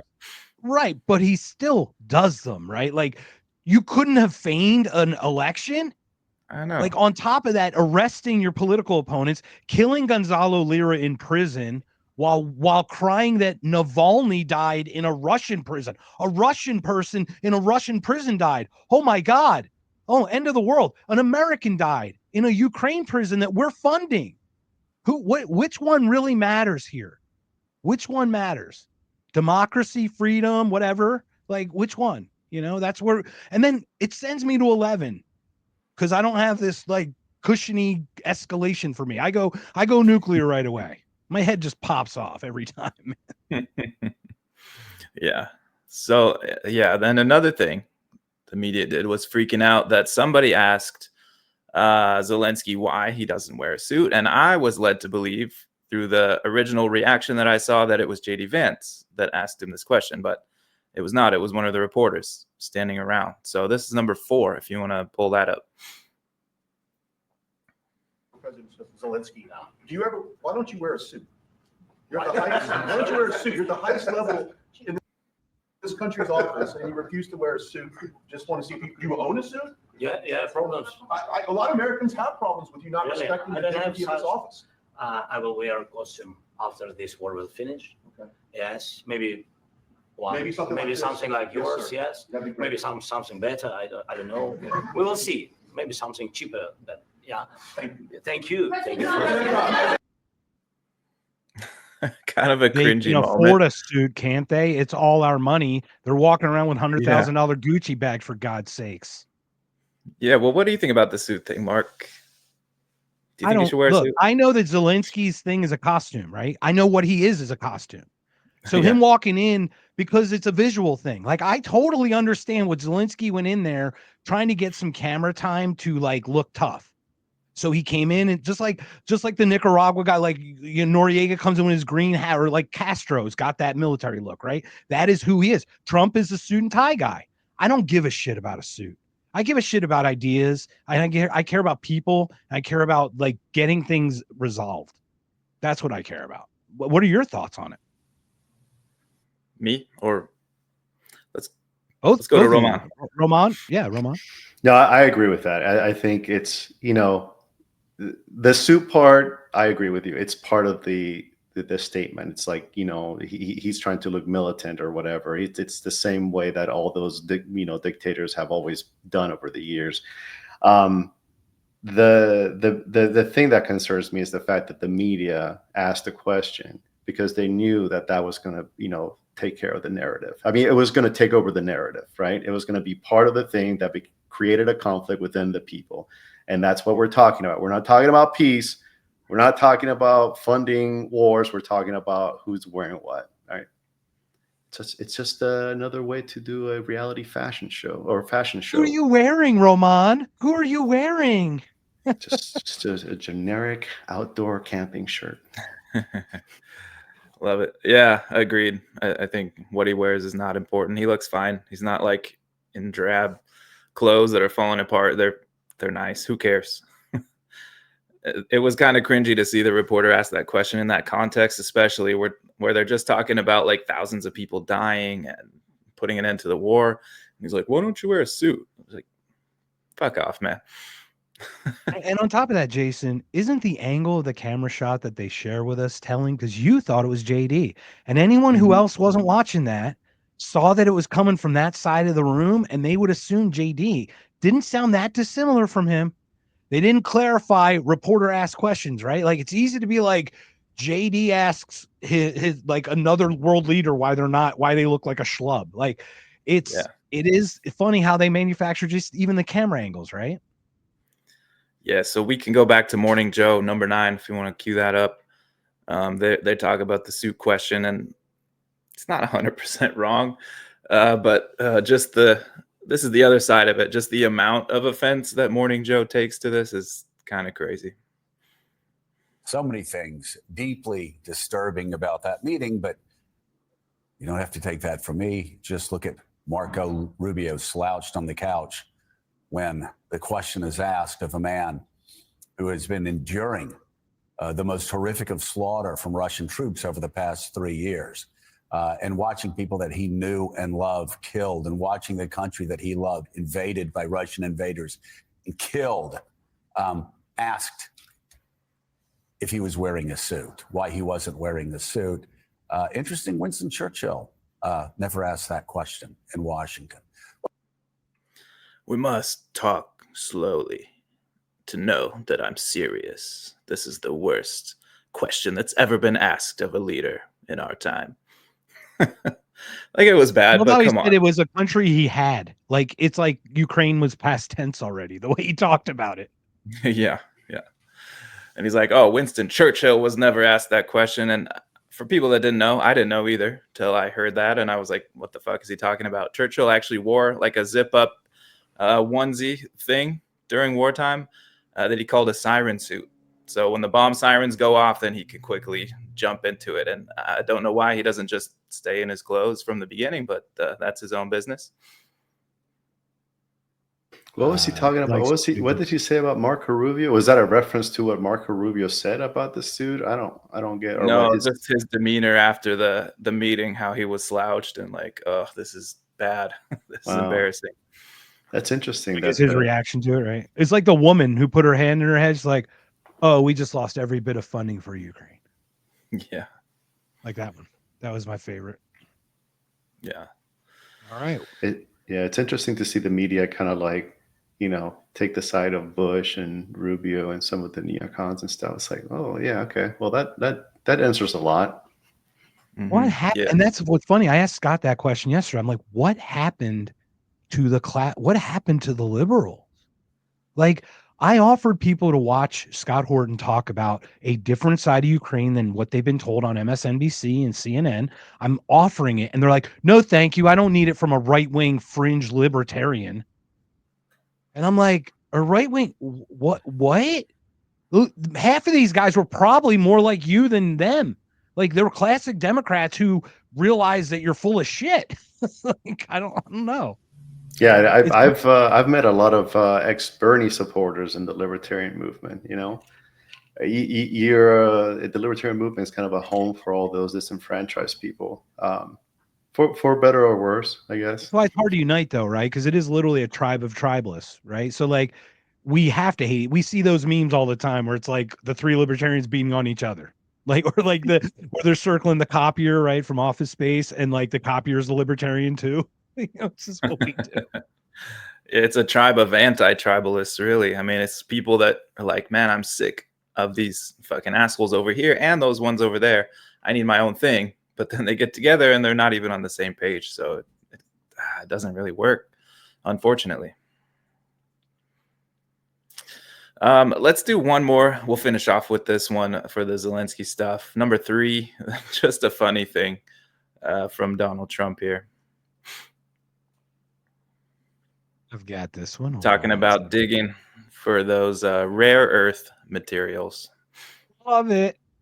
We don't know exactly how much because we're going to be putting some money in a fund that we're going to get from the raw earth that we're going to be taking and sharing. The raw earth. A lot of money will be made from the sale and from the use of raw earth. And as you know, our country doesn't have much raw earth. We have a lot of oil and gas, but we don't have a lot of the raw earth. And that's it. He just kept repeatedly saying raw earth instead of rare earth. The earth is so raw over there. We're gonna bring it all back to the United States. Raw dog it. We're gonna not wrap it up. Just typical Trump style, man. It's so funny just watching him. It's like talk. he gets caught on a bone and won't let go until the next bone that he grabs onto. That's Trump. And if we can't see that after all this time, like literally, it's almost like I don't react to that stuff anymore. Like, oh yeah, that's just Trump again. What was the one where the media take him literally but don't take him seriously, and his supporters take him seriously but not literally? And it's kind of like, a little bit of that. Yeah, it's funny. I think you guys mentioned a few weeks ago on one of your shows that if the media would have just like let him do his thing, and just it wouldn't have gotten to this extreme. And I think even if they would have praised him, rubbed his ego, they would have gotten everything. They would have he would have grabbed onto that. Yeah. And he'd be gone. Yeah. There would be no Trump anymore. His 8 years would be over. Like literally, they could have just let it. But the deep state just did not like what he said. When he came in and said drain the swamp, it was like target time. They're like, this MFer, we can't let him. And they should have just let him talk. To your point, he just talks. Yeah. So let him talk. And then it would have probably all blown over in a weird way. But they actually systematically went after him. And that's probably a mistake for the most famous person, at least in the world, that I would think, like most recognizable person in the world. Yeah. Exactly. Yeah. They could have even pushed them, further into the left, just by praising him, because that's all he wants is, And he came from the left. It's not like he's a Democrat, right wing, far right. Like it's silly.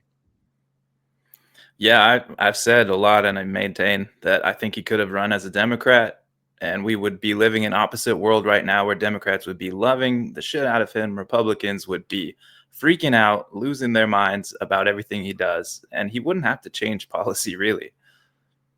Yep. What do you guys think? But the problem was Hillary picked him as his opposition. She's like, Donald, you should run against me. Wouldn't that be cute?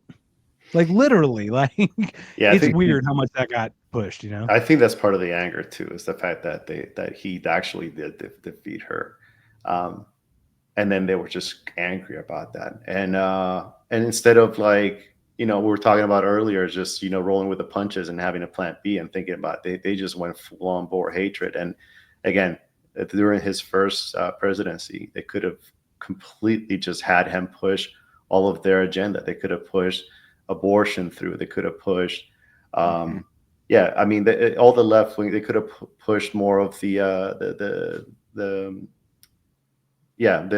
more funding towards all of their programs, basically. So, but they didn't. They went full on crazy and hatred, and now that pushed him further to the other side. So now you see the pendulum swinging, right? Now it's coming back even further from whatever side you're on. Let's call it the right. And then of course, in a few years, it's going to get pushed back from the left, and they're going to push back even harder. And then we're all just stuck here. The people in the middle just getting stuck in the middle with you. Yeah, I'm gonna be on the outside though, just looking at it all. No, we're on the outside. We're the ones eating the popcorn, watching the allegory in the cave happening.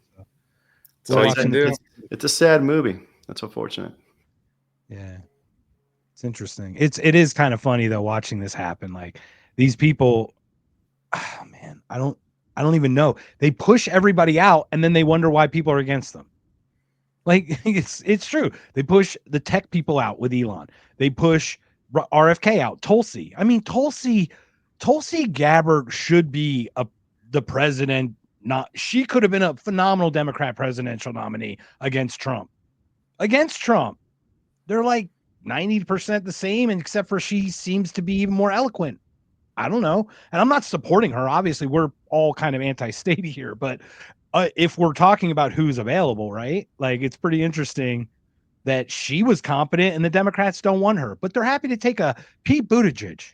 They're happy to take that guy who's more interested in renaming train stations than caring about and renaming NOTAM, because it's not notice to airmen anymore. It's notice to air whatever, instead of actually caring about air traffic or something, actually caring about the safety, No, you're right. They did push a lot of people out. The tech companies banned a lot of people at the call of the FBI.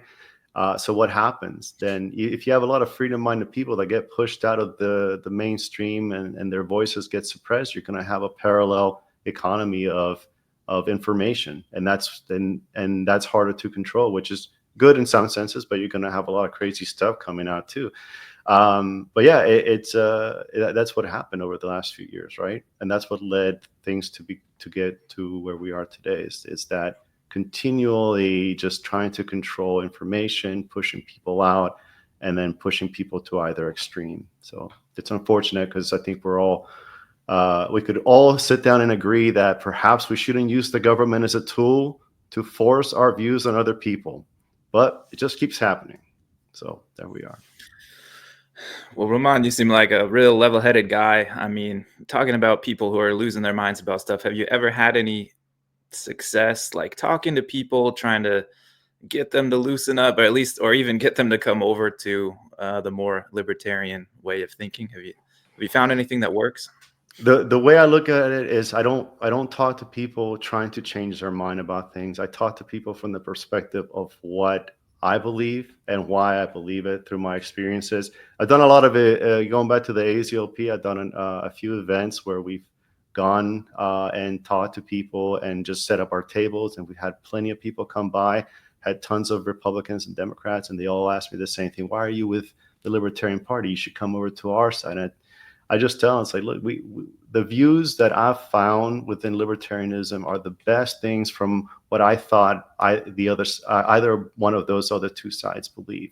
And they asked me, well, give me an example. Like, what do you believe that the Democrats will believe? Well, at one point, I believe that people that consider themselves Democrats believe in prison reform. There's a lot of nonviolent people out there that are just, you know, thrown in jail for no particular reason. And I thought Democrats believed in that, but they obviously don't, at least not the people at the head of the whole thing, because you don't do anything about it. You know, you don't stop the system because there's way too much money into it. Well, Joe Biden signed the gun bill, the drug bill, and the prison bill. Yeah. He also signed in the allowing to take money out for college and that you can't get out of the debt from college. Like, these are all driven by the state.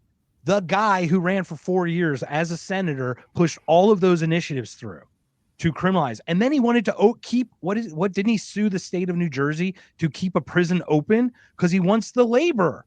Kamala even said it, that they extended sentences and hid evidence to extend sentences because we're running out of labor, not out of criminals actually doing bad things, but out of the labor that we're benefiting from the person being in the cage. Right. Yeah. So, I mean, the goal is to see that if you're supporting one side or another, you have to see the hypocrisy. And I saw that. And so I tell people I see the hypocrisy, and therefore I step away from those either side. And I have my beliefs, and I try not to, I try not to let a party, I'm not going to go and back a team knowing that they suck, right? That team sucks. I'm not going to root for them, and they both suck. Cardinals. Anyway, man, thanks for joining us today. I got to wrap up pretty soon, but where can people go find your stuff? Do you have any live performances? Anything that people can come support you? Yeah, I'll do some open mics here and there. You can check out the roamingbandits.com. You can find all of my music in any of the streaming platforms. You can even buy CDs on Bandcamp.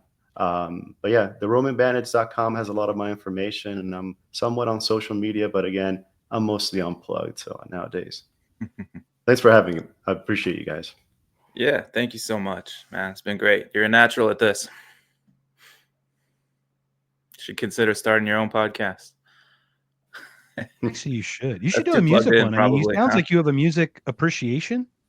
So you could probably do, like, with all the different styles of music. Like, I actually spoke with the guy Brendan B. Brown of Wheatus, for example. Like, as long as you don't talk politics with them, you can pretty much talk to any musician about music.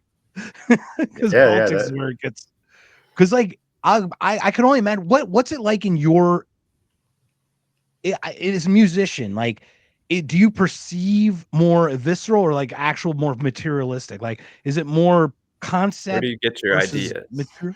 Oh, it's all, I mean, it just comes, like, you just have to be, I think Bob Dylan said it, where, you and actually Billy Corgan just said something similar in a podcast I was listening to. I'm on. It's just something that just comes to you. Like, I don't know where it comes from. It's like, it'll be a riff. You're sitting down, unwinding. I don't watch TV. I don't like keep up with anything really. I just, the way to relax is to play music. And so I'll pick up the guitar, I'll play with the piano a little bit, and I'll just, something will come to me. And then from there you start just letting the idea develop. So I'll have a riff that'll be sitting for a year, and I'll come back to it and let me check that out. And then all of a sudden it'll develop into something else. And you try to just let the song become its own thing and tell you where it wants to go. And if you force it too much, for me, it sounds forced. And so that's what I love about it. It's the whole process of being able to just let the music kind of like, and listen to it and think about where it wants to go. If there's a melody that needs to go in here and this and that. And so every song is a new learning experience where you just try to let it go, take you somewhere, And then I think subconsciously things just come out. And Billy Corgan said this in that podcast I'm talking about. There's layers to the meanings. There's the meaning of the words, and then there's the meaning for me as a writer that go beyond them, perhaps unintentionally, where you think back and like, holy shit, this pertains to this part of my life. And then there's the meaning of going through the process. What was going on in your life at the time, and thinking back on and having those memories of it. And then you have the final product and you're like, hey, I built something, this is great. You look back, and like I was talking about earlier, when you have like a construction project, you look back and you've done it with your own hands. In this case, it's more with your mind and hands, or actually in both cases, because you have to visualize a construction project too. You can't just, so being able to visualize it and then have it take you to where I want to go. That's kind of how I look at music. Cool. And some people might like it and some people don't. That's one of the things, as in, music's subjective. quote unquote musician. You can be a musician who plays for the people. You can be a musician who plays for other musicians. Then you get into a more technical aspect of it, like being in a jam band back in the days. And then at this point in my life, I'm just somebody who's there for my own. I just do the music for myself. So, and if people don't like it, that's fine. I don't take any offense to it. I like listening to it. So, I would be all give it a mad shot, at it. everybody. It's really good. Go find him on Spotify. Get those numbers up. RoamingBandits.com, I think, right? You Yeah, got volume 1 up there. The RomanBandits.com, and there's links to all of the streaming sites there too. So you can just go follow me on Spotify or Apple Music or wherever you like, Amazon, all that stuff. Thank you guys. Appreciate you having me. Thank you. Thank you for joining us. Yeah, absolutely. Once again, we had another Consciously Unmasked. It's a unique day. It's a Saturday, but we are going to be officially moving, I think, the 24th or the 31st, whichever day we actually start doing it. But we will be moving to Mondays, correct, Jason, going forward? Yes, moving to Mondays, I think on the 24th. So on 24th. And then we've got Kyle. We have tentatively, I'm only going to count the chicken right now, but it's tentatively, we have Kyle Anzalone on the 18th at 7:30 Eastern, because it's a 3-hour time. It sucks. We don't do daylight savings. This is when we switch over this week. So my brain is trying to do that whole thing because all my family's over there and screws it all up. But anyway, yeah, so we don't do daylight savings, but we're screwed by everyone else who does. So exactly, screw you, America. Get together, the world, except for Hawaii. Hawaii's cool. Yeah. Yeah, I tell my customers, quit messing with the time continuum, man. It messes everything up. Just stop. If there's something you want to do, let's first everybody just stop doing the time change thing like we do in Arizona and Hawaii, and then after that we all stop paying taxes, and then after that we all stop fighting wars.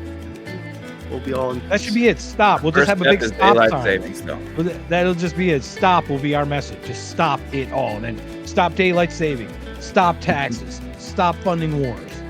That's how we'll do it. Roman, thank you so much for joining us, man. This is awesome. I've never met you, but I'm looking forward. Hopefully we can hang out sometime. We'll find a triangle. Like, we're literally in like triangle thing. We're out to meet some weird place where all UFOs hang out or something. That works. Yeah. We'll go UFO searching. That works. Awesome, guys. Cool. Thanks again. Yeah, thank you again, sir. Once again, Jason, let's close it out. You have any parting words before we call it a man? day? Let's cut it. Let's cut it. That's it. Take care, everybody. Thanks, everybody, for showing up. Take care.